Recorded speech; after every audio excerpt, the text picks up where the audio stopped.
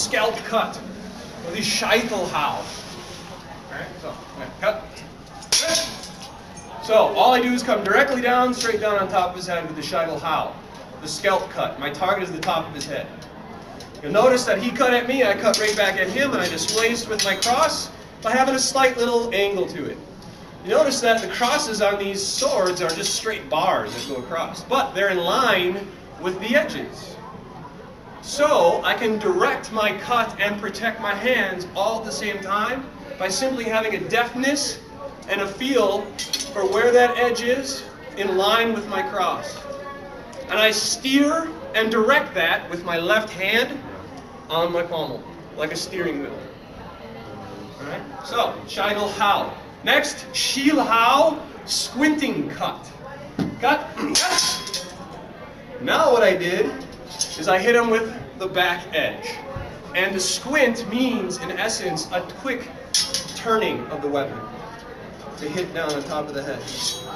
A squinting cut, a turning motion. The next one is called the zwerchhau, sometimes also called the twerhau, which means the cross cut. I'm cutting horizontally. Cut. So now what I did is just cut straight across, hit him on the side of the face, protect my hands into that cut. Let's review again.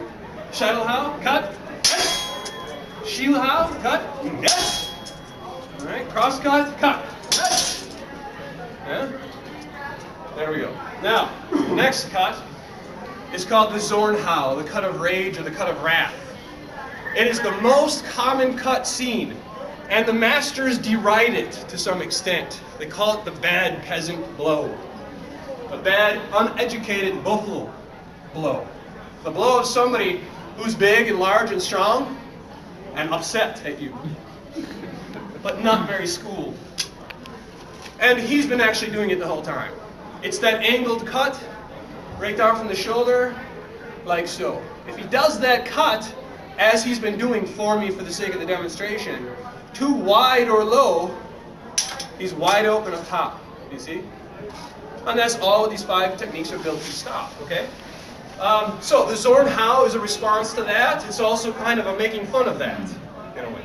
And it's the same cut back. So, cut, and so there it is, the zornhau. Cut down at an angle in response to him, again, targeting his head and face. Now, the last cuts, I say cuts because they're a series of cuts, are really more a concept. Everything I just showed goes directly into him, displaces in cuts. The next group of cuts, called the krumpau, or the crooked cut, doesn't do that. It does the opposite of that. But there's a number of ways it's represented. I'll show you the most common. All right, ready? Cut. Yeah. All I do is I step out strongly to the side. My sword comes up, and I'm coming down here, and I'm trying to take his hands. Trying to hit down into the hands. Kind of a simple idea. Here's another way in which it's represented, though.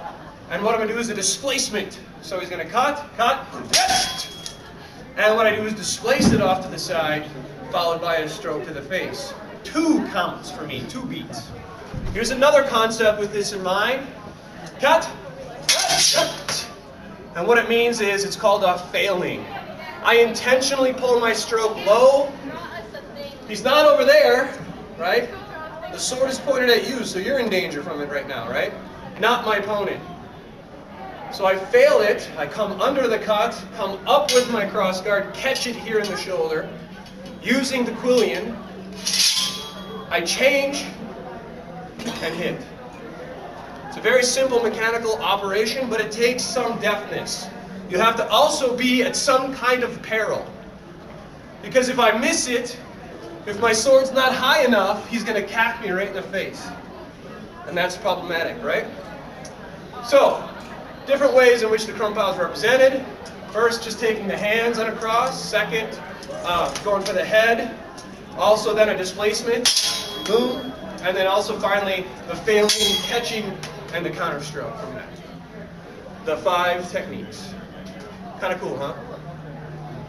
In the ancient world, these 5 techniques were your alphabet. These things are the basics. You must know these to carry yourself any further in the art. where do we go further in the art from here? The European sword is very unique in its construction because it's not just simply a blade. It's not just a length of steel that's sharpened. It's very different depending upon a number of things. First, the individual fighter. If you wanted your sword sharp as you know what, all the way up and down, that's fine, but it did limit you in some of the techniques you could do. Those techniques include what's called the Halbschwert, the half sword. And this is what I meant when I said this is a complete technique. So what I can do is I can physically grab onto with my bare hands a sharp sword, a sharp European sword, and then use that to shorten the sword and use it for techniques. Now, how can I do that? You can flip the blade over and use the palm of the hand. Okay, that's true, but how can I grab this blade if it's sharp? Long swords have a center of vibration. Okay. No, but I like your research. You clearly have kind of followed the spiel. Wear a glove. Nope. You were talking about having the blade sharpened all up and down, so you leave dull spots where you could grab that. Yes, that's true. Basically, sharpness doesn't really mean anything. If I say this is sharp and I hand it to you, okay, and then I take it back, and then I say this is also sharp, and then I take it back, and I say, what's the difference in the two objects? And the first object was a razor blade, and the second object was an axe. There's clearly a difference, isn't there, in the sharpness of that particular edge. So the edge wasn't uniformly sharp all the way down its length. It had different sharpnesses to it. Which part of the longsword, the European longsword, do you think was the most sharp? Yeah, the very end, right? Down here. And why? No. You stick them with the pointy end. Good. That's uniformly true everywhere. That's probably where most of the contact with the opponent's Yes. body would take Excellent. place. There's a scholar in training. Excellent. Watch the techniques again. Shilhao, cut, set. Shilhao, cut, set. Zwerkao, cut, set. Krumpao, cut, set. Where am I making contact with his face? Which part of the blade is hitting him uniformly? Out here. Because what's the rest of the blade doing? Blocking. Protecting me. So it doesn't need to be that sharp. In addition, I don't want it that sharp because I want to be able to do this. For some reason, I got like a ninja thing going on down here with my toes. There we go. Okay. So I can half sword it. I can grab it. And I can use it to displace his weapon. All right, zone out. Cut. Yes! I can use it to displace the weapon. I can catch his strikes and then do all sorts of cool stuff. All right? Another one, shoot it up. Cut. Oof. Yeah.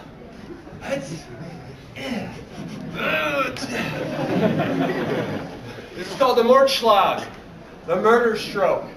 And we see it all over in our manuscripts. It exists all over the place in these manuscripts. You even see it sometimes in what's called the shortened serpent, which means I hold it like this intentionally.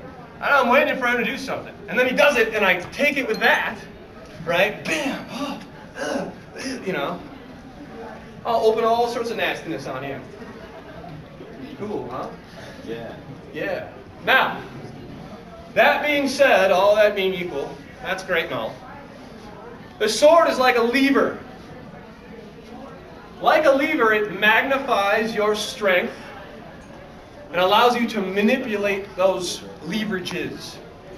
So, not only is the sword not sharp in some areas and more sharp in others, it's also divided into quadrants. There's specific pieces to this sword. This part out here is called the weak. This part in here is called the middle. And this part over here is called the strong. Get her! Ah! Nice, you want to go by your dad? Okay. She's a sword fighter training. Sword and shield. Yeah. She's really good at taking out the ankles. So anyway, different portions of the sword do different things, okay? What do? The strong protects and displaces. So I'm not talking about the strength of Jess's body versus my body when I talk this technical term right now. So as he lays that sword in there, and I'm strong and he's weak, what that means is I can easily displace whatever he's doing, no matter how big or strong or tough the guy is. I can move his weapon easily and do something to him. That something might include winding. This is called winding, okay? Let's zorn and then wind. I'll wind into the upper part. Okay? So cut. And he's defending me. So I'm winding, trying to hit him from one side of the sword or the other. His sword. So as we do this exercise and we wind and we try and seek and look for different openings of the body, I might stab up, I might stab low, depending on what opening I seek. Like a serpent.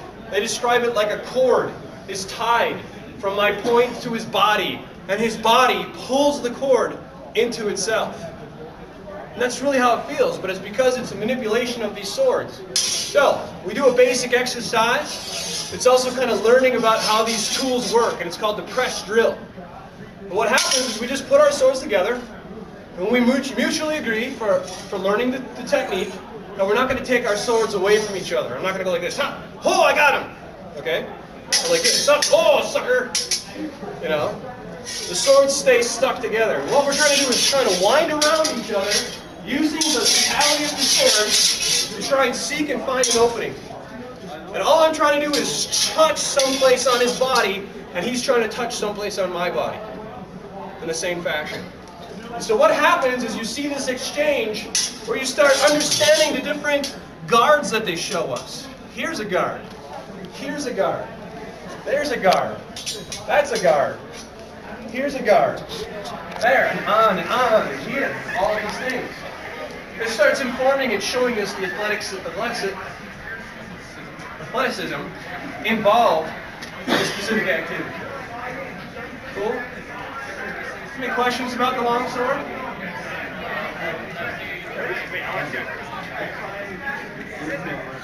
He wanted to know. Yeah. Part of it's popular culture. Part of it's just because, literally we are rebuilding these things. It died out. Why did it die out in Europe? Does anybody know? Gone. Gone. Everybody say that once. 1, 2, 3. Gone. Again. 1, 2, 3. Gone. Instead of training all my life and getting, nicked and cut up, and this finger's been broken like 17 times. All right, fake tooth, concussion, busted up eyeballs, on and on and on. He's got his list of injuries. Well, we all do. Anyone who does it for any amount of time. Why do that when I can just go like this? Right? And shoot them. European peoples are very pragmatic in general. They're always improving on stuff. Whereas a lot of the Asian cultures wanted to keep and maintain the traditions. Neither is wrong or right or better or worse, it's just the way it was. So this died out. Now interestingly enough, real quick, this is kind of a geeky kind of moment, but in the 15th century already, when one of our largest manuscripts was created regarding this art, this tool as a weapon of war and self-defense is totally extinct. There's no reason anymore to carry a longsword, and Ben's going to tell you why in just a moment with another weapon he's going to pull out. No reason to carry this anymore, done. Why? Because it's no longer effective, no longer efficient. Any of that? Well, I just showed you it's pretty efficient and effective. Back there, young lady. Yeah. Was it because it was no longer just random lords in Europe, and there was now countries with armies and stuff? Yes, that has something to do with it. That's true. But let me ask you this. How do I say this properly? So you all have some of you have cosplay going on. Some of you are into one aspect of this convention or another. Why is that? Why is that the case? Why are some of you into this, that, or the other thing? You don't have a personal preference. Personal preference and also fashion of the time.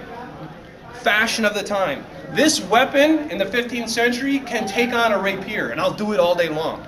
No problem. Okay? However, it's no longer fashionable. It's the weapon of my great-grandfathers. If I pull this out, it's like, gee, look at him, you got a long sword. It's ridiculous. Like, it doesn't even have more crossbars on it. Where's all the cool stuff? Right? Pull out a rapier. Pull out my rapier. Or yours. Pull out your rapier. Ah, but look at this guy. He's got money. iPod 5. Right? That's basically what this was. That's like the iPod Classic. Not even. It's like Nintendo. Yeah. Over here.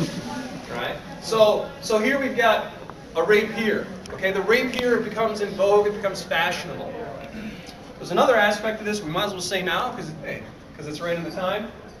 Is this. The lethality of the rapier is proven beyond a doubt. This is very lethal. If, like, you see, I just got a little note from, I missed that half sword, and he knocked my fingers a little bit. Okay, and I saw him bleeding a little bit. Now, back in the day, let's say Jess and I have a problem with each other.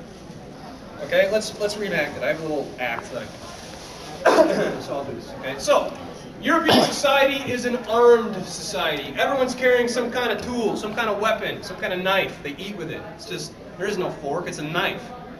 Okay, so here I am in the club. Right? In the club, I'm hanging out. I'm like, hey, how you doing? He's like, hey, what's he doing? Okay. And I got my weapon. Now Jess comes in, and he's like, hey, how are you doing? I'm like, hey, that's my girl, you know? What the hell, right? Now what ensues? A ritual, right? And this ritual looks like this for men. How's it look? Oh, yeah, okay.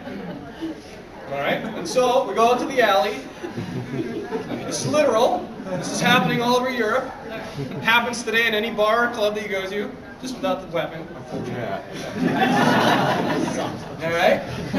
And so now it's on, man. It's on, man. This is happening. Okay. Okay, something happens. Bam. Oh, jeez. Oh, man. Okay. All right. All right. Honor satisfied. I'm bleeding. Okay. He got me. But now it's not about he's better than me. I was willing to die for my honor. He was willing to die for his. Oh. Okay. Now let's go have a beer. Now we're best friends forever. Okay?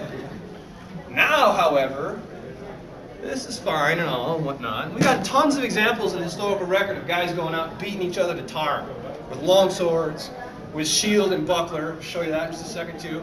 Beating the tar out of each other. And at the end of the day, they got cuts and scrapes and bruises, maybe a little stab, but it's nothing serious. Nothing internal.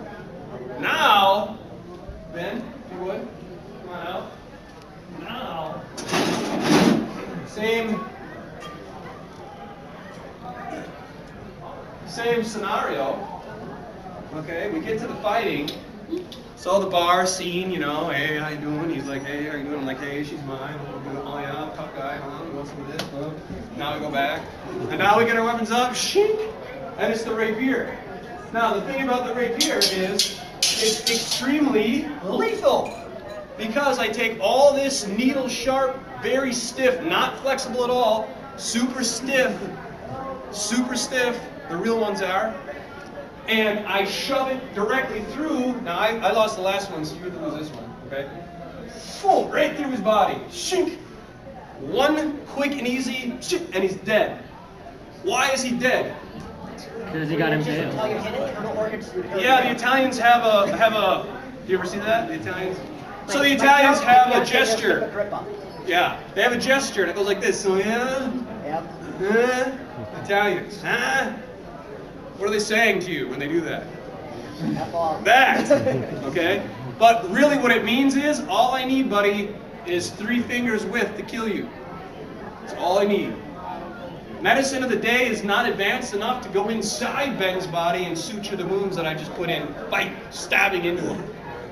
So he bleeds internally and dies. Or he gets some kind of internal infection and dies. Or he languishes for months and months and months, a cyst might form, and then he might live. But he's probably going to be, oh, geez, that guy, you know. So everyone's dying now because of this. Whereas before it was just good time fun. Maybe somebody just lost a finger, or lost an eye or something. Okay? Now people are dying. So what happens? Laws. Laws. Weapons control. Moral police. Arms control. No cops at the time. Governments that might, you know, charge with murder, but no cops really. So now what happens is there's an arms race on. If you come into my town of Venice, you may not have a rapier that exceeds blah, blah, blah.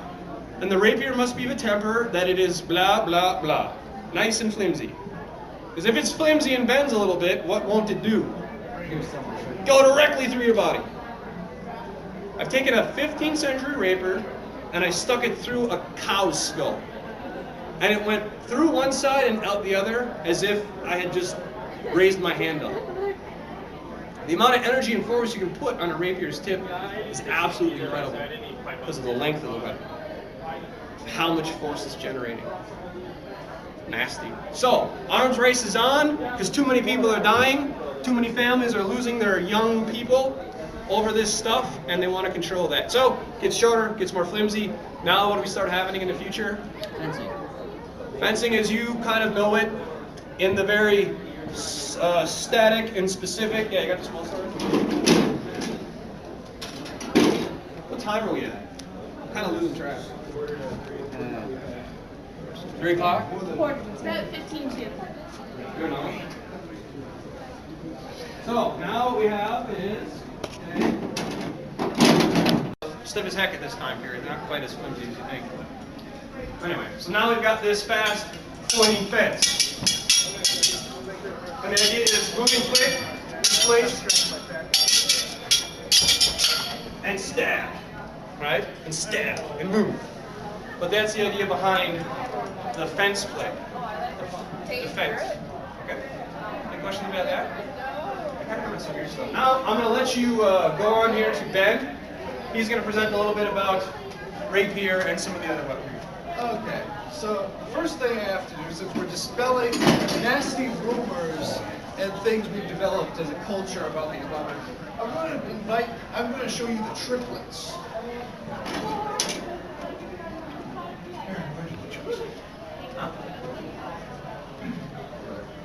Okay, so now, oddly enough, these all look quite similar, but they're not.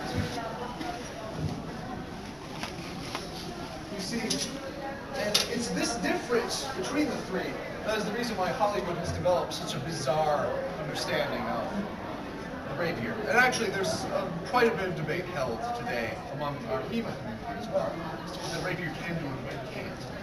Now, Hollywood started out with the whole Arrow classic 30s and 40s, which was based off fencing. It was your classic fencing. And they were attributing that to every era of history that took place after like 1500.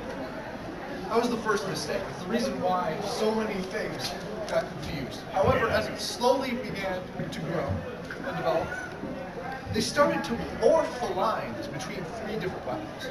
Sitting up here are three more or less different weapons, and from three more or less different decades or eras of the rapier's development. Anybody having trouble hearing me? A little bit.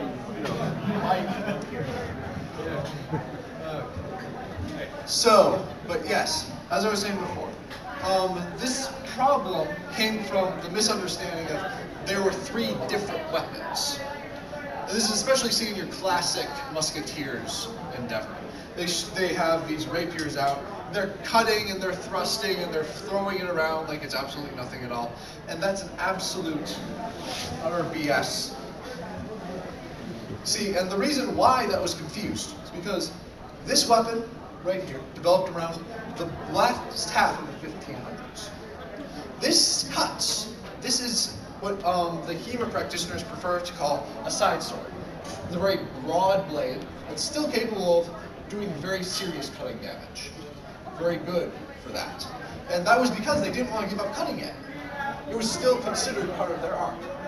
However, in about 30, 40 years' time, it turned into this. Very slender blade that's very slender, stiff, and dedicated almost entirely to thrusting. It can cut a little bit. It can do a little bit of cutting, but it's nowhere near as good as its grandfather before it.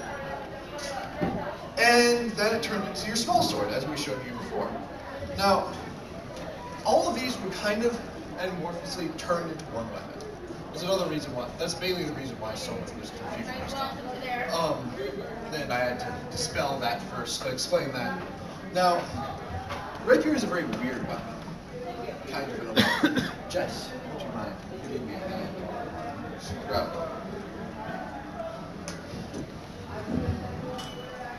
Now, should I still use the mic? Should I still use the mic? Okay. Now, as Aaron was explaining, Aaron actually more or less finished this segment for me. Sorry. So actually, you know what? Now that I explained that with the rapier, let's move on to dusting. Because no one knows what the hell a dusting is. So, Aaron, you're more of a German guy.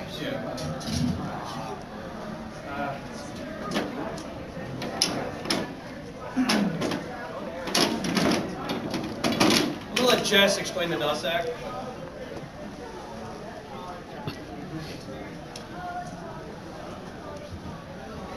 Alright, so what we got here is a Dussack. It's kind of a weird looking instrument, and it was generally practiced with for your side swords, your single-handed swords. A lot of these types of weapons right here could be translated over to what you would see called a messer, or a large knife, or a falchion, or anything like that. The Dussack was kind of also, in a way, it was a play tool. A lot of people like to play with it because they're made out of leather or wood. And at the same time, they're getting their training out and learning single-handed sword techniques. And with the Dussack, too, it's very kind of a loopy weapon. The way it was used, there's a lot of this type of stuff going on. So the whole point is, I'm striking over here, I'm going to strike short, take that away, and take the head.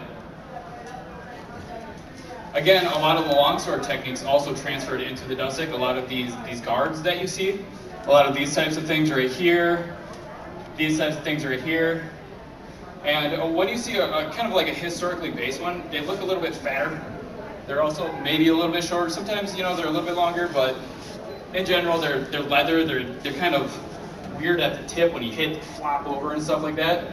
But these are great training tools, and they were very. There was a lot of recording about these in the manuscripts.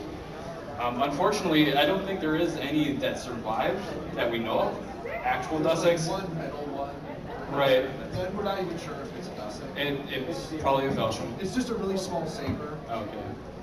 Yeah, but I mean, they're recorded in the manuscripts up and down. So, like I said, that wood right there, what he has is actually a messer. It's a large knife and has a cross guard, and they also put this thing called a nagel. And what that's for is trapping. You can do some nasty stuff with that nagel. A lot of times, exactly. I mean, you can do that with the cross guard, but with a nagel, you actually set up, and you can actually set up the sword in a backwards motion like this, and catch it right there instead, and then set up for that. It's kind of the same idea as just going like this, but without me having to do that. I just go, hey, what's up? Come on, take it. All right, because he knows what's going to happen. The main point about the Dussack is that the Germans used it specifically to train all single-handed sworded weapons. So it's kind of a trainer for every configuration of weapon they came up with after that. It's kind of cool in that regard. Yeah, and you'll see a lot of these techniques actually show up in saber. You see it in, it's in the German manuscripts, but even like the old Polish saber, you see those same techniques coming out. I mean, there's a lot of stop cutting too, where they use the actual blade. You know, the Dussack, they kind of liked to displace in all sorts of crazy twirly stuff, but at the same time, these techniques transfer over so well. All right, lastly what we're going to do is, and if you don't want to do this, then you're going to have to leave the room. But I'm going to ruin movie fighting for you from now until all eternity. So, here's your chance. I've given you fair warning. If you don't want that information, then you need to leave. If you do want it, then stay. All right, so you all want it. Okay. All right, so what we'll do is this. What we'll do is this. We're going to show you just a few common things that they show you in movie fighting and why that's erroneous. Again, I want to refer back to the first statement I made. I appreciate movie fighting for the sake that it's telling a story, and that's the point. But I just want to show you fundamentally where it is they're getting some of this stuff wrong. Okay? And now I guess. So, all right. First, number one. So, the opponents clash swords, and then and then I'll bring it down by your face. Okay, and then do this. Okay? Not gonna happen, never gonna happen, shouldn't happen. If somebody did that to me, they'd be dead in like a split second. Okay? Any one of that happened to these guys, they'd also kill that person in a split second. Here's the problem with that, okay? So there's no reason to press straight in like this into my opponent, because all I'm doing is pressing through this massive steel. I mean, I'm not going to press this into him and then, slowly just let it die. Then just, right now. And now, now he's dead or something. It's not a lightsaber, unfortunately, okay? It's not a chainsaw, right? So in other words, I need to input some mechanical oompha into it to create some damage. That's the whole point of a bladed sword. So unless it's a lightsaber, okay, or a chainsaw, or some other kind of cool, fantastical device, then there's no point in me doing this. And in fact, like I talked about a minute ago, it's a lever. So what'll happen is this now. Zorn, can you press into me like that, kind of cheesy, and then we'll see what happens. Okay, so he's gonna do it to me, all right? Yeah. Now he's pressing into me. I can feel him trying to push, but it's so forceful. There's so much pressure there that all I have to do is go like this, and cut him, and he's dead. And here's even a simple version, and this is from a manuscript specifically. He says the buffalo pushes, and I take it away and shame him. And hit him. It's so fast. It's such a long lever that you can't do that at all, period. If you do it even out here a little bit, he does that. Oh, bam, I take his arm off or something, okay? If you push too much one way, he's going to take advantage of it, and ooh, I'm in a lot of trouble. You can't input that much force into it. And this is also why women and smaller men picked up this art as well, because they would say again and again and again in the manuscripts, if it was just based on strength, then simply the strongest guy would win. This is not the case. Not the case at all. All right? Our size, our athleticism, our athletic being doesn't make a difference if you know how to fence well. It's kind of cool. It's kind of Jedi-ish in that response. It really is. And actually, I think Jess and I have reached this level because we've been training for years. But if I fight somebody with a lot of knowledge, it's one of those ninja things, or a samurai thing almost. Like Musashi says sometimes, okay? Sometimes I don't even have to fight the person to know how it's kind of going to go. Based on how they're carrying themselves, based on how their guards look, based on their awareness of how I move, and how he responds to that. See, already I did something where I was like, I'm going to try and take that lower quadrant here. You see, just by that shift in my body, I went from here, which is more direct, straight attack, to I'm going to go over here, which means I'm going to try and go like that. I already shifted and moved. If you do some boffer fighting, boffer fighting can teach you a lot about this. It can. It just doesn't teach you the specific technological pieces of this with a steel rigid sword. But it can teach you a little bit about measure and timing and distance and range, quickness and agility, speed, and also, you don't realize it, maybe you do, I guess I don't know the culture that well, but in that boffer fighting, you're just looking for the openings. You're looking for what part of his body's open and you're striking to it. Right? Which really is what fencing is about. So, second movie thing. Alright, so we've got the pressing. The other thing is this, okay? So, I'm going to hold my sword out here, and he's going to attack the sword. He's going to hit it. Ooh, okay. Ooh, okay. I'm in no danger whatsoever. So, if we do that, now let's do the movie fighting thing, right? You know how to do that kind of thing, alright? So here we're going to movie fight, ready?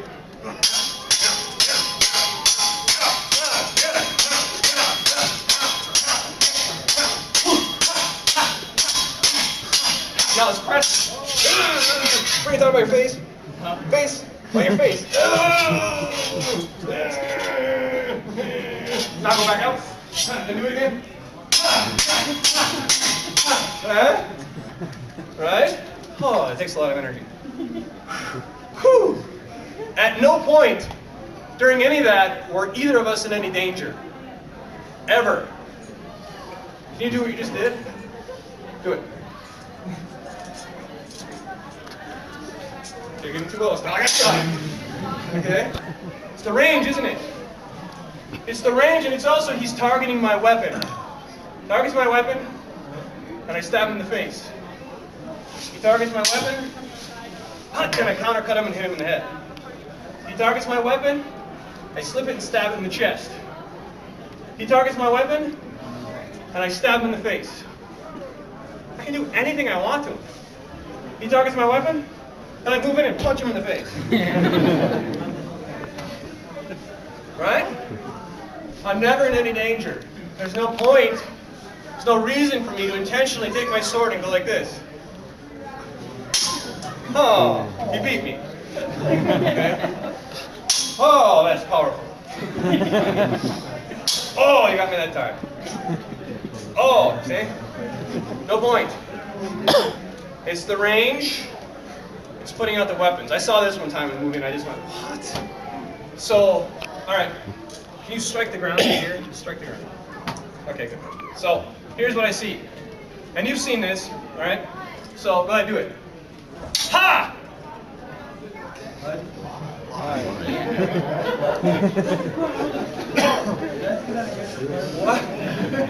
What? So, like, I'm protecting this piece of ground from being struck? Yeah. Like, ha! Interestingly enough, the next move that I saw in this movie was this. All right, so go. Ha! Pow! Like the wimpy slap and everything. Yeah.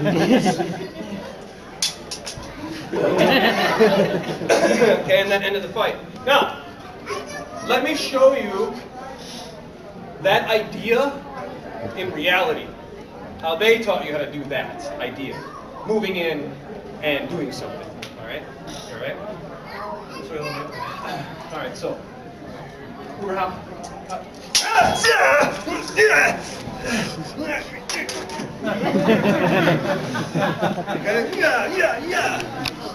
Get him? Yeah, I think he did. Point is, that's called Uberlaufen. Okay, Uberlaufen. Running through, running in, going into what's called Krieg. War. I'm not blade play anymore with techniques. Trying to hit one of those 5 using the 2 edges.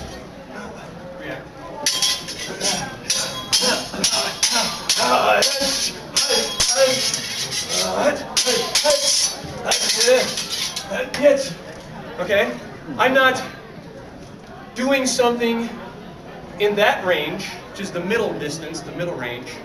I'm moving in to go close quarters. I'm moving in to go war. To get in tight to his hands and do stuff. Such as doing things in close combat. Okay?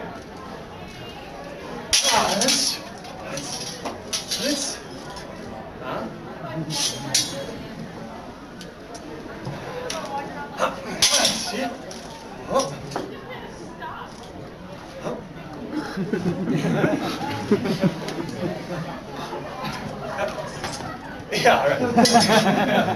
Don't I look cool?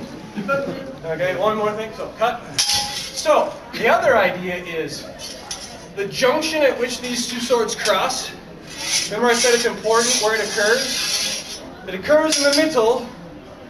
In general, the Germans want you to close and trap. Grab sometimes both weapons, sometimes my own. Because what happens is if I grab both, I control his weapon just long enough. Can you protect by hang it? Just long enough, so go back to where I was going to do that.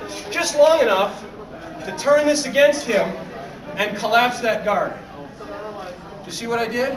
I maintained control over his weapon so that as he went to that guard, I can easily use that as a point to manipulate it and defeat it. Okay? Cool? Yeah, right? So it's very technical. It's very comprehensive. It involves all sorts of ranges, all sorts of different techniques applied in different ways. Huh? Cool. Last thing I think I'll show is the flats. What time is it? Let me know. Just past 3. Okay. Literally take your time. So, what I'll show next then is the use of the flats. So I just showed the edges. I showed the cross, how it protects your hands. I showed the pommel, how it literally is pummeling people. And it's also steering the weapon and using it in such a way that I'm driving and guiding the sword through its different uses. Which essentially just comes down to when I'm doing that, swinging that sword around, it's just coming down to what edge I'm placing in contact with my opponent. Alright, so let's start with the flats. It's all well and good. That's the best way to fight. However, sometimes you just get behind the curve. Sometimes your opponent does something physically to change the range or to beat you in terms of timing, and I got to deflect. It's not parrying like this, like we showed. Alright, so I'll parry, go. Go again. Yeah, I'm not parrying it because that is entitled, or that is all about me just targeting the weapon. We just showed you why that's incorrect. However, they did build parrying into their system through absetsen, setting aside a blow. So what I'll do is first show it up high, and then I'll show a lower absetsen. So what happens is, if I displace a parry that blow properly in the system, here's how it should look. I'm going to use my outside flat. So the sword is faced like this. This is my lead hand. I'm right-handed. The cross, the long edge faces out. The short edge faces back towards me. All right? Grip and pommel. Different divisions of the blade. The strong, the middle, the weak. Okay? And the quillions. Jabbing and deflecting. However, there's also the flats. And they tell us again and again that no part of a sword was constructed without thought. What they mean is the flats of the weapon are specific. You're supposed to use them to parry, for lack of a better term. You're supposed to use them to absets, set aside. So he's going to cut at me, cut, yes! And I set that aside by smacking that blow with my outside flat. And what that does for me, it sets me up in this high guard called the guard of the oaks, the guard of the ox. Sets me up for that thrust right to his face. Okay? So again, that's an upper absetsen. Show one more time. Cut. And it sets me right up for that cut. Let's talk about a lower absetsen now, a lower displacement. I'm going to go into the guard called shrank. And I'm going to use my flat to deflect that blow. So here we are. Cut. And so what I've done there is I've just used my flat to intercept that strike, switch my hands and hit him. Now, one thing about that, the implementation of that, however, is this. And this is that Jedi portion I was talking about. This is what takes somebody who just does like guards and drills and things, doesn't fight with these tools, and the difference between those. And that is this. I can't go out here and go like this, don't strike yet, and go like this, and expect him to strike into that. He's gonna, why? He's not gonna do that, you see?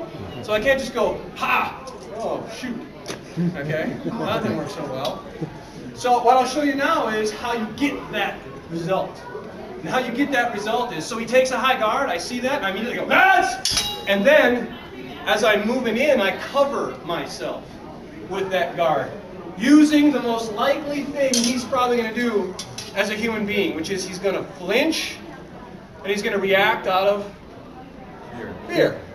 All right? He's going to go, okay? And that's what they mean about that bad peasant blow, that instinctive strike that's worthless. So to get him to do that, though, I have to do what? I have to be resolved in what I'm going to do. I have to know that about human psychology. I have to have that experience and training to understand that about how humans react. As soon as he takes that guard, then that's when I move in and go for my cuts. Does that make sense? So it's a very big difference, isn't it, from being a passive parrier who's just going to, strike, eventually I'm going to get hit. All right? Eventually he's going to take advantage of that, to an active use of these guards as a cover. So I can cover and move. I can cover and ward. I can do a lot of cool things. And then, when it's time, I can move in and use the other side. That's where we get that cool German methodology. Questions about that system? Well, it's not about that. I just really want to know, is there a name and nationality of that garb you're wearing? Oh, the garb? Oh, that's a good question. Yeah, I mean, Meyer specifically has a lot of woodcut plates. And they were done by a guy by the name of Albrecht Dürer, who was a very famous artist of the time. And they're all wearing some of these pantaloons, for lack of a better term, okay? The one thing about them, however, that we've noticed is that, you know, it's nice for freedom of movement, the different things I have to do. It somewhat disguises some of my footwork, but it's also just kind of cool. Right? Actually, the note that should be made about that is often the one he's wearing right now is a summer version, very light, very airy. The winter version, however, was stuffed with wool. So very, like, you're picturing that except. And actually, there was a few studies done by another group, I think in England, actually found that the wool stuff version could make an excellent version of armor. Because you have like 3 layers of wool against a slice. Yeah. So, yeah, that's an important thing to note when you're talking about that garment. Good, yeah. I was just going to say another point about that. Yes, do you know anything about Lichtenauer? Lichtenauer, yes. And how it Johannes differs? Lichtenauer is, I suppose, the father of all Germanic fencing. Johannes Lichtenauer, we are not sure when he lived. We're not sure who he was. We have some records of who he might have been. But we know this about him, that he basically codified, he branded the German style of fighting and fencing for centuries after his school was established. And what they talk about, what Johannes Lichtenauer did, is he traveled far and wide, he learned a bunch of techniques, different ones, and then put them together in this system. So basically you can think of him as like the original grandmaster. So all of us that practice these specific arts, we look at Johannes Lichtenauer as basically the grandmaster. And then his disciples under him, including Henkel Dobringer, Joachim Meyer, Paul Hector Mayer, a couple of other masters of defense that established these manuscripts, they were kind of all his disciples. Now whether they actually knew him and trained under him or not is highly debatable. And there are different time periods too, so you know, we don't really know what his specific teachings were. His specific teachings come down through us, to us, through basically the first text that we can trace to, and that's Henkel Dobringer, who was a priest at one time and then became a fencer. Okay, so that's Johannes Lichtenauer. Those 5 techniques I just showed, that's basically his fundamental teachings. And also the idea of the vor und nach, okay, the before and after. I don't know if I showed that specifically, so I want to do that right now. The vor und nach. Basically, the vor und nach, what it means is before and after, okay? When I said the Vorschlag before, that's a way to get into the fight. And the Vorschlag is not any specific stroke. It's not any specific thing, other than it's one of those things I showed you to close that range and force him to defend himself. Now the und nach part is, after you do that, you must immediately do something else. He doesn't want you to bleib, he doesn't want you to remain here very long. There is a technique called bleiben in which you remain, but he doesn't like it. So essentially what he says is this. So let's do this, just for sake of clarity. I'll Vorschlag I'll Zornhau into the Vorschlag, defend, I'll Zorn. Okay, so here we go. That's vor und nach. Almost as one motion. I go strike. No, go ahead and make contact.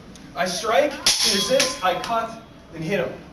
See how it's bing, bing, and he's hit. It's almost as if it's one fluid motion. And he says this about this art: have a full and complete set piece in your mind. And do it as though the person had no say as to whether it would work or not.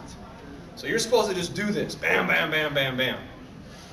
Now, if he does know what you're doing and he resists it in such a way, okay, now what you're supposed to do is use what's called indes, or in this instance is the best way it translates.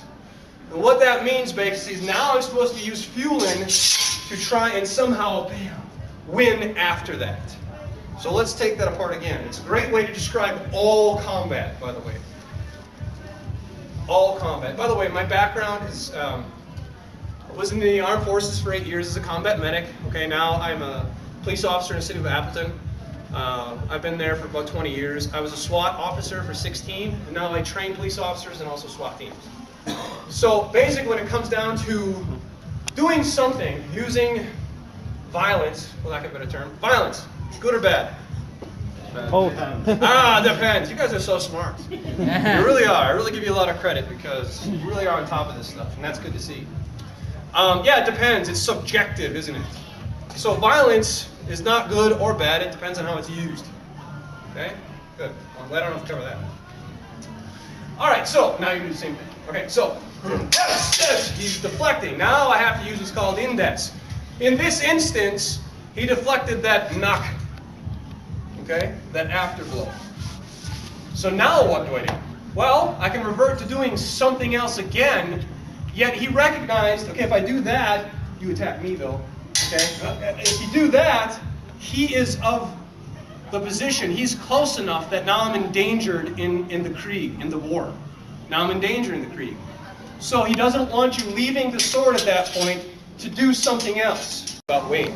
Instead he wants you to do this, and that is I cut, now I remain on his weapon, I remain on it, and stay close to the hands. I work into Krieg, I stay close, I stay in close contact with him. I don't take my sword away, which is also my shield. I don't take it away to do something, because now he turns and gives me a hard time, you see, because he's close enough. Make sense? So Vorling's knock, the before and after, done as one.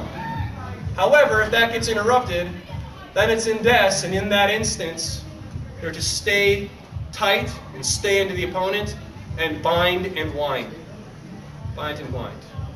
Okay? And the bind and wind we showed you before, which is I'm just staying in contact with him, I'm trying to seek an opening. If I don't get it, I'm using war, I'm using the Krieg to do some cool stuff. Cool?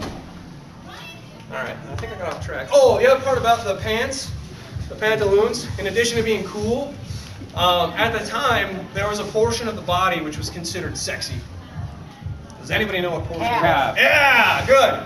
The calves. It was also functionally meant to show you my calves. You like that, huh?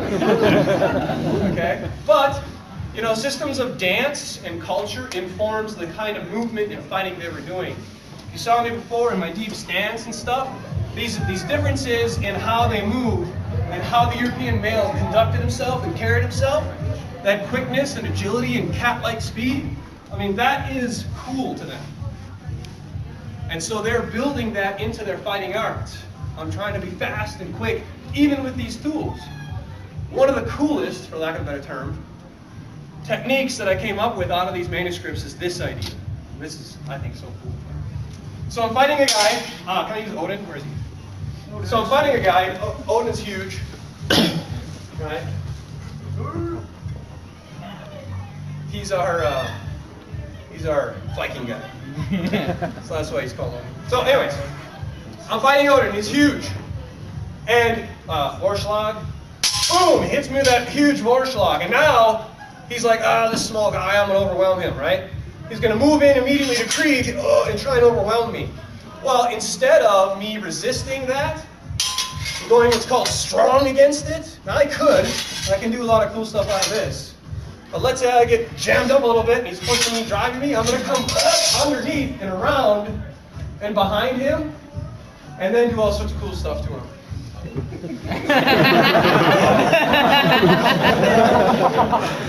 And essentially, it's called going under my hilt. So he's coming, he's crushing that down. Oh, I'm starting to lose it. Well, instead of getting knocked off balance, I'm just going to go, bam, turn out. And there's a bunch of cool techniques built off of that. So that idea of turning out is built off what's called the volta. Does everybody know what a volta is? It's a dance move in classical systems. So the volta, I'm dancing, some kind of jig or something or whatever, and I go like this, and I turn. And I dance again, and then I go like this, and I turn. So my back leg goes behind and around, and then I turn. And that's a volta. And so that's very, very cool, very nimble, and very used in our fencing system, even at the longsword level. So it's twerking. Yeah. Yeah. Well, since you mentioned it. realized that about a month ago. Well, since you mentioned it, right? So twerking, right? So what happens is, in the twerch, is I'm basically taking my hips, and I'm shooting my hips like this. And with that motion, that's what's creating the power behind my strike.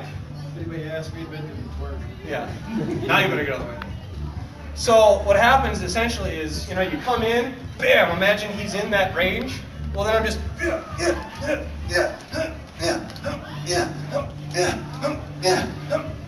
right? Not stepping, so I might not need to. I'm just hitting, using my core and hips to put a ton of power behind that weapon. And crush, and maim and destroy, using the twerk. Don't tell Miley. Never know what she'll come up with. I would pay to see that. Yeah, right. Your power with any hit doesn't come from your arms. Because when we strike, we cast out. So you're not pulling, you're casting. So all your power comes from that motion in your core and in your thighs and your legs. So that movement right there is that twerk. And that's what's creating your power, not your arms. It's not an axe, you're not chopping wood. And also, did you notice the range that he acquires? Do the two motions you just did. Do the casting and then do the pulling. Okay, so the casting is out of here. And the chopping is that way. Usually, whenever I have a modern student, this is the base problem. Is that people, when they fling a sword around, they want to keep their elbows in tight and they want to pull down and they want to strike low. Almost like they're whacking bushes down here. Yeah, seriously. So one of the first things we try and teach and impart on people is that striking up high, the comportment of keeping yourself upright in a fight, and making sure all your cuts and strikes are going up high. Because I'm protecting everything down below in the meantime. Plus, I'm gaining more leverage and distance. Kind of the same idea, but mechanically sometimes different. I've done some training in the Japanese sword arts. Uh-huh. And I know that one of the things that they told us always is that if you can avoid it, you don't go edge to edge with the Japanese swords. Okay. And I noticed that, and also grabbing the other person's sword is something that we explicitly don't state. So if you could maybe comment on the sharpness of how sharp that would be if you were staking your life on that, and how resilient those weapons were to edge contact. Good. That's a great question. I appreciate that question. I appreciate the character of it. Yeah, like I described before, sharpness is this very subjective term. I can have a razor blade that's sharp, and I can have an axe that's sharp. A sword, a European sword, is somewhere in between. It's more razor sharp at its tip in the weak, because that's where all the damage is being done. Did you see that demonstration we did before? Yeah, I was in the... So all the damage is being created by the end of it, because all the rest of it is defending me and propelling that tip into my opponent. So it doesn't really have to be as sharp out here, down here. There's no reason for it, because I want to stay at a different length for my opponent than in tight. The other piece of that, the resiliency. So the sharper you make something, the less resilient it tends to be, the more brittle it can be. Now the Japanese sword, a beautiful sword, love katanas, they're gorgeous, so don't crucify me up here for saying what I'm going to say next. Japanese sword is specific to its culture, specific to its heritage, and specific to those people that created it, maintained it, and used it. It was very specific for that culture. The Japanese samurai would fight a Japanese samurai in many cases. If they didn't fight a samurai, there wasn't a ton of honor in it. It was more like butchery, you see? When it's a samurai versus a samurai, there was almost an agreed upon ethos, a manner in which they were going to fight each other. Informal, almost sometimes formal, code of rules in which they were going to go about their fight. In warfare, sometimes that was right out the window. But the point is that there was a specific purpose to that sword and how they were going to use it. European sword, kind of the same thing, but much more jack of all trades. Okay? Much more, I'm going to grab this thing, guy in armor, he's coming at me, I'm going to bash him on top of the head with his pommel. Okay? I'm going to try and capture his arms in here and, you know, wrench him, and then using the knife at the end, I'm going to stab him and use that. So the sword is kind of like many different weapons in one. So for that purpose, it wasn't super razor sharp on one side, and then thick and soft on the other, right? Because they would displace with the back and strike with the front. Well, this is doing both at the same time. It's just that, imagine that Japanese sword. Here's the Japanese sword, and then here's the European, or the back of the Japanese sword, I should say that. So here's the edge of the Japanese sword, the katana, here's the edge of it, and here's the back of it. Does that help? So it would be reasonably safe to grab the lower 2/3. Yeah, in fact, that's a specific use for this weapon. It's called the half sword, and the half sword. And basically they did this all the time. They did this all the time. Okay? They would use this thing as in total as a weapon rather than just this edge as the weapon. But grabbing your own sword at the tip is asking to lose your own fingers. Yeah, now you're talking trouble, right? You know, and plus think about it functionally. I mean, that's not really functionally valid, you know, because my hands are so far outstretched. I've taken away one of my weapons on one side. I want to maintain that weapon on one side. So here's a weapon over here. Here's a weapon over there. In between is my shield.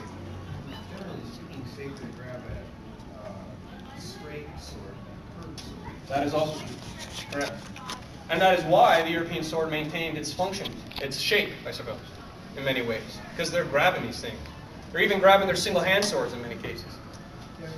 I know you said it's safe to grab, but is it safe to grab hard enough to the point? Well, look, I mean, I'm not going to do this. No, I'm saying like, if you were to take it and then try to use like 1/3 of the sword to stab someone. Well, yeah, good. Now I have armor. I have a 14th century German Gothic harness that I wear. I wore it in a National Geographic special called Medieval Fight Book. You can look that up. I'm in there fighting a bunch of stuff. So Odin, can you come here quick? So Odin is in armor. Okay, and I'm fighting Odin and stuff's going fine, but then all of a sudden I need to get in that armor. I need to stop him. I haven't bashed him in the skull or anything yet. Okay, but I need to get in there and do that. There are many techniques which show us they'll grab this and kind of like a rifle, they'll hold it like this. And they'll put that cross guard up into their shoulder. And what I'm doing here with this, you can see it already. Imagine I'm jousting. And all I'm doing is, running in there, putting all the force behind that tip. And I'm trying to hit some of those weak joints. Under the armpits, up through the gorget, down into the groin. And this helps me stabilize that weapon. So all that force, like a rapier, is going into that tip. Rather than into your hands. Right. And there's many cases in which they show this technique of putting it here, grabbing it here, and now I'm going to start. And I can still displace and fight with this tip quite a bit. I've done it a lot. And it's pretty good. In addition, what's cool is I can do that, and then bam, do that, right? Come underneath and hit it. And then lastly, the cool part about this is it's kind of a grappling hook. And that was another part of its usage. So I'm here in this shortened serpent type thing, all right? And Odin comes by me because he's a better class than me, and he's on his horse, right? Well, I'm going to reach up, snag some part of him with this cross, and tear him right off of that horse. Tear him right down. In addition, I can swing this thing around, catch an ankle or something, bam, pull him right off there, and we're in business. Kind of cool. Like I said, there's so many different cool things they did with this weapon at the time. It really is unfortunate in some circles because this weapon is like looked at as a broadsword, clumsy and heavy, kind of whacking and kind of silly, right? Extremely deadly, extremely versatile. Very light and quick, very fast, lightning quick in some cases.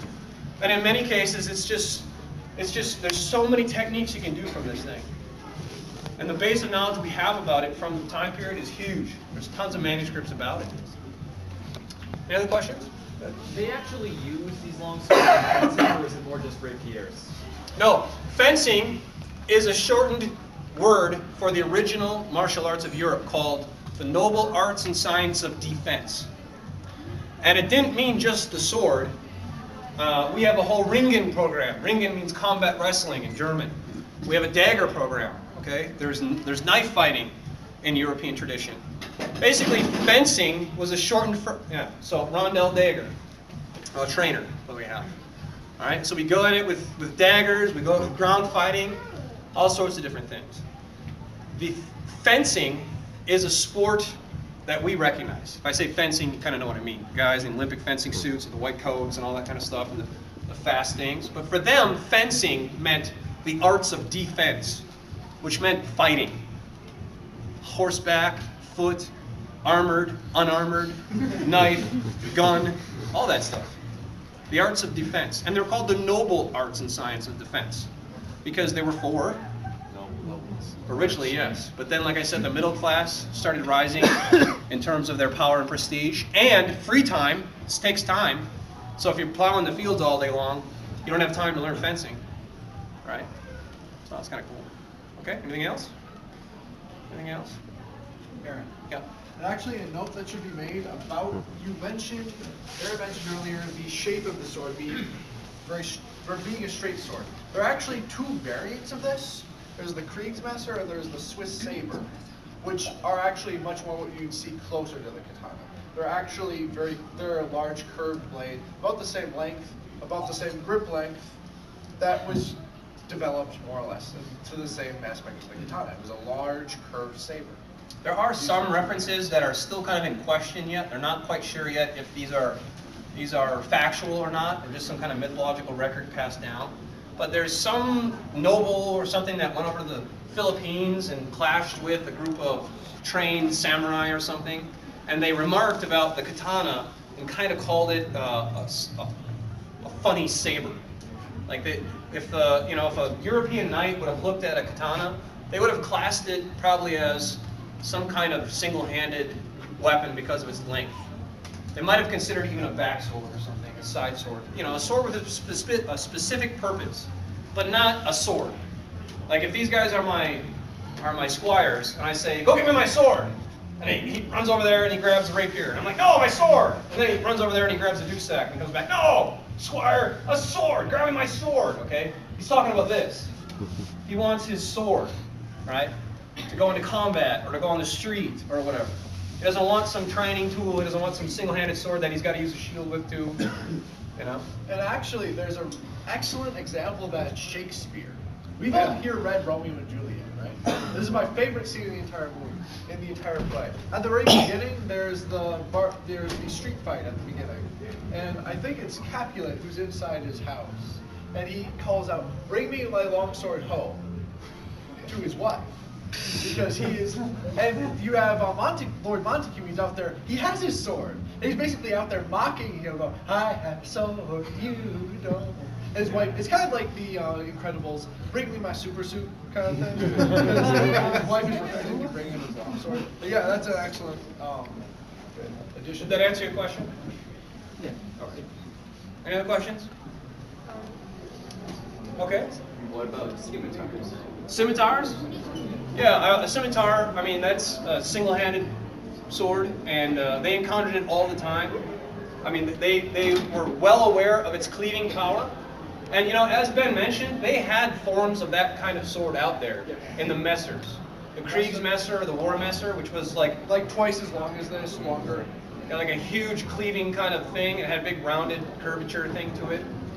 They had other forms of sword that had slight bends to them and stuff. They encountered those things all the time.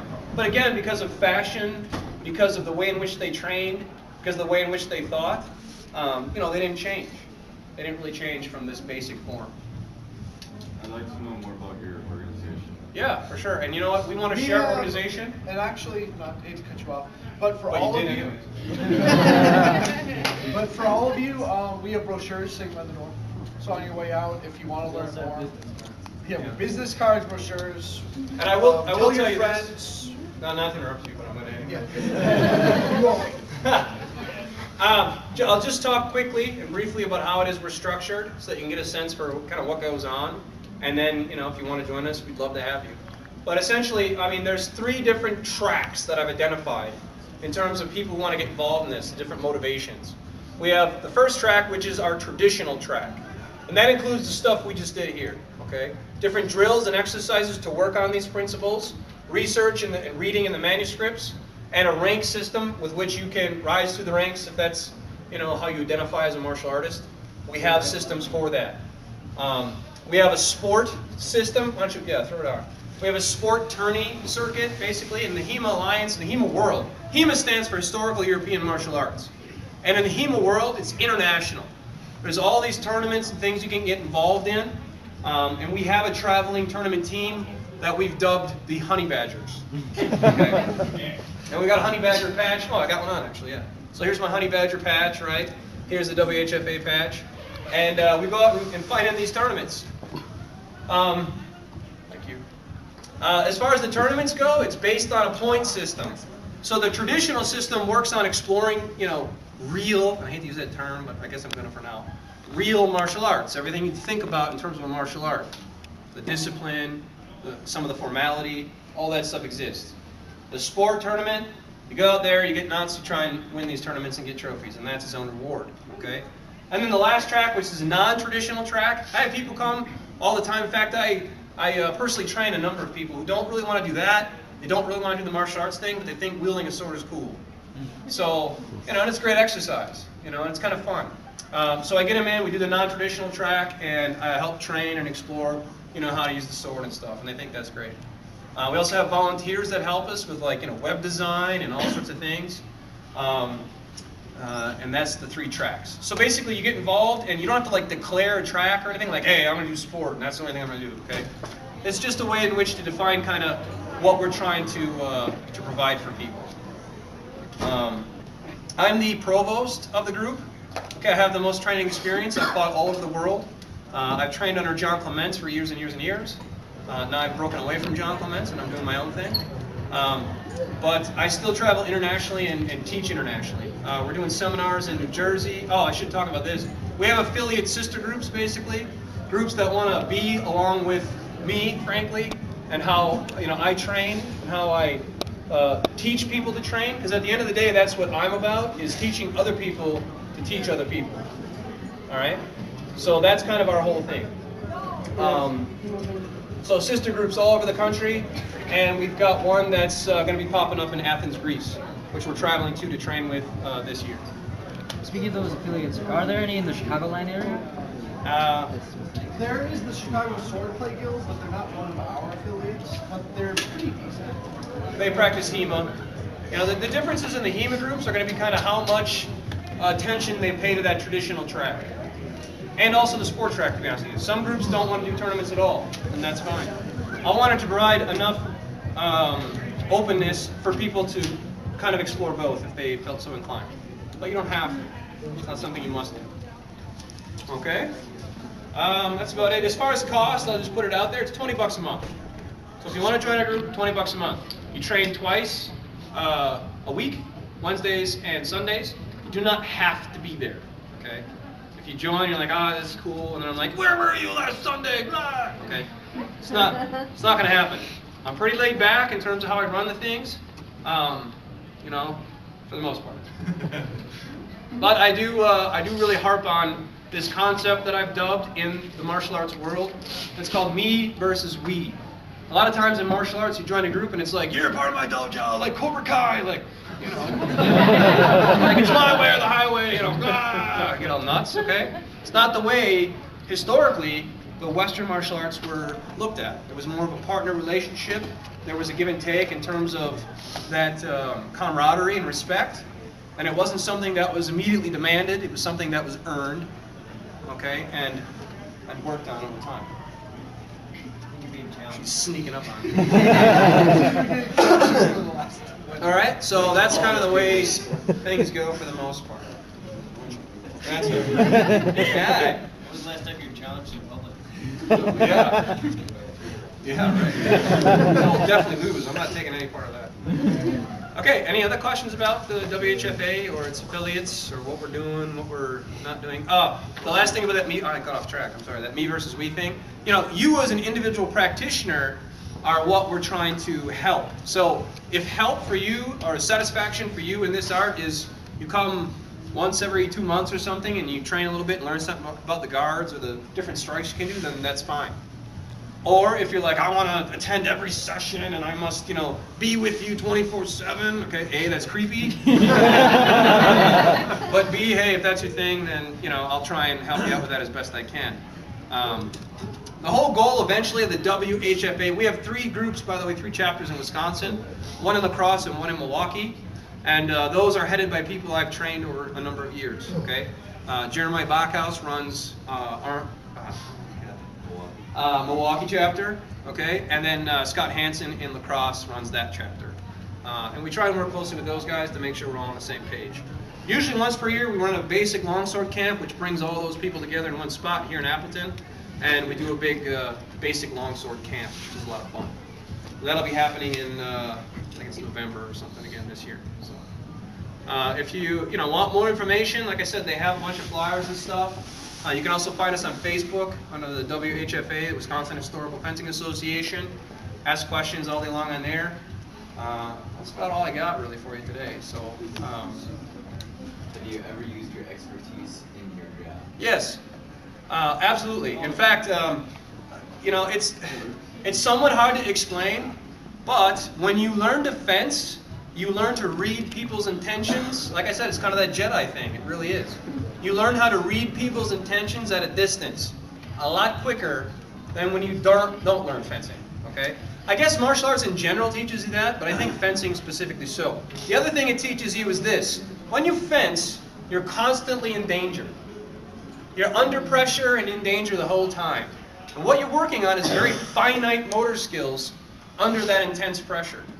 Under intense pressure, our body does some things to us. We can't really help it, okay? It reduces our ability to use finite skills. We go back to gross motor skills. You feel like you have a big mitt on your hand, like, you can't manipulate anything. You get shorter breath easy, you have tunnel vision, auditory exclusion, all sorts of things are happening to you. And by training like this, what I have found is the best and quickest way to get you martially sound in the shortest amount of time. What that means is, if I suddenly attack you, okay, you might freak out and not really be able to do much. All of a sudden I just go nuts on you, right? But people who train in martial arts give themselves little doses, little shots of violence that they can take in, okay, based on their comfort level. And then what that does for you over time is it builds up a system with which somebody attacks you and you've been fencing for years, you just bam, punch you right back, instantaneously. In the military and in police, they train the heck out of that, but they do it in such weird ways, right? This kind of does it all in one shot. It's also, physically exhausting. And I'll be frank with you, we have 2 kind of ways in which people come to us. We either have like athletic people who are interested in history, or we have people who are interested in history, but not really athletic. And what this does is kind of blends the 2 into like one person. You start getting we get those people they discover they are athletic, they just didn't realize it, and this activity helps them to bring that athleticism forward. Because it's not about how much you bench, right? It's not like, I bench 500 pounds, okay? That doesn't help you in fencing. You can be the strongest guy in this room, and you're gonna get your butt whooped all day long by her. Okay? I've seen it happen. Okay? And and this is just a portion of our group. We have about 42 people or so involved right now in the Appleton chapter.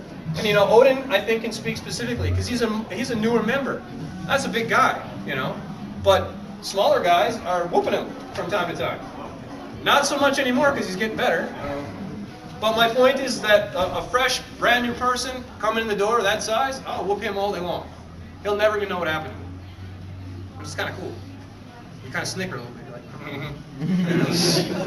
Like, he doesn't know what I know. Okay? So it's kind of cool in that regard. Anything else? Basically, anybody have questions at all? We have like 10 minutes left. Back swords. What? Back swords. Yes, I'll back let you cover sword. that. Interesting weapon. It's kind of not definitively held by itself. Typically, a back sword within the European tradition would be something more along the lines of this weapon here. Typically, the specification of a back sword is it's like this, except it's only sharpened on one edge. Typically, it's 4-edge, and it has the similar idea to the katana, where it has a stronger spine, so it's more for cutting. It is a hefty weapon. And well, saber is a good example. A saber and the backsword are cousins. The saber is one that decidedly is curved, where there are straight sabers that are also backswords. So, yeah, does that answer your question? Kind of, sort of, yeah. Anybody else? All right, that's the end of our presentation. I really